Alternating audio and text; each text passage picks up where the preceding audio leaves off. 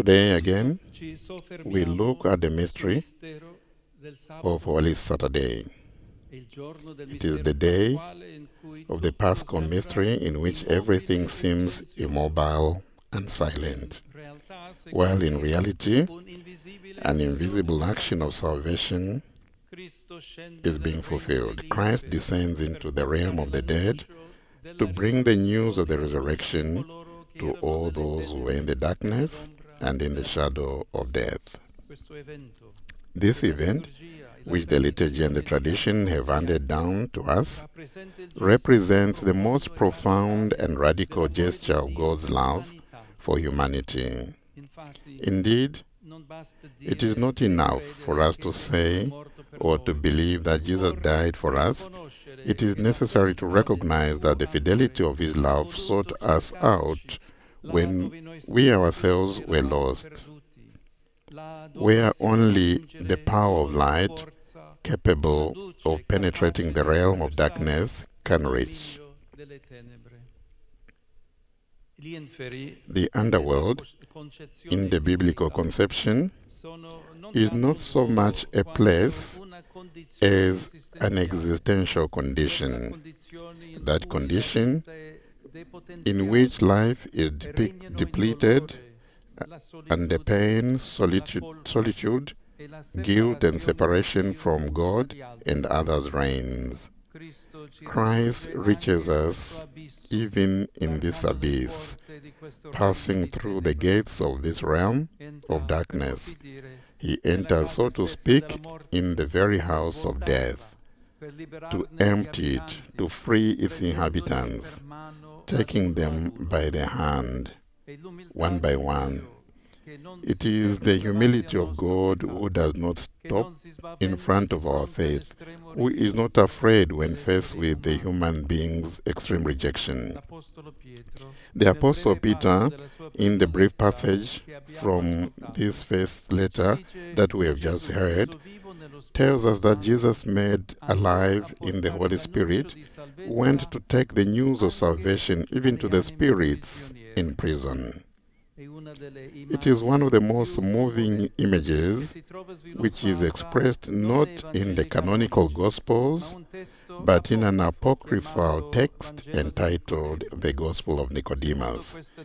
According to this tradition, the Son of God entered the deepest darkness to reach even the last of his brothers and sisters, to bring his light down there too. In this gesture, there is all the strength and tenderness of the Paschal message. Death is never the last word. Dear friends, this descent of Christ does not relate only to the past, but touches the life of every one of us. The underworld is not only the condition of the dead, but also of those who live death as a result of evil and sin. It is also the daily hell of loneliness, shame, abandonment, and the struggle of life. Christ enters in all these dark realities to bear witness to the love of the Father, not to judge, but to set it free, not to blame, but to save. He does so quietly, on tiptoe, like one who enters the hospital room to offer comfort and help.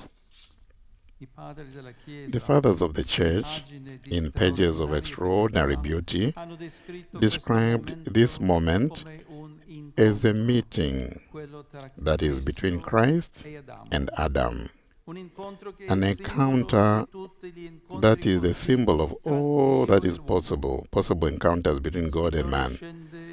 The Lord descends where man has hidden out of fear and calls him by name, takes him by the hand, raises him up, and brings him back to the light. He does so with full authority, but also with infinite gentleness, like a father with a son who fears that he is no longer loved. In the Eastern icons of the resurrection, Christ is depicted breaking down the doors of the underworld, stretching out his arms and grasping Adam and Eve by the wrists. He does not save only himself, he does not return to life alone, but carries all of humanity with him. This is the true glory of the risen one. It is the power of love. It is the solidarity with a God who does not want to save himself without us, but only with us. A God who does not rise again unless he embraces our miseries and lifts us up to a new life. Holy Saturday, then, is the day in which heaven visits earth most deeply.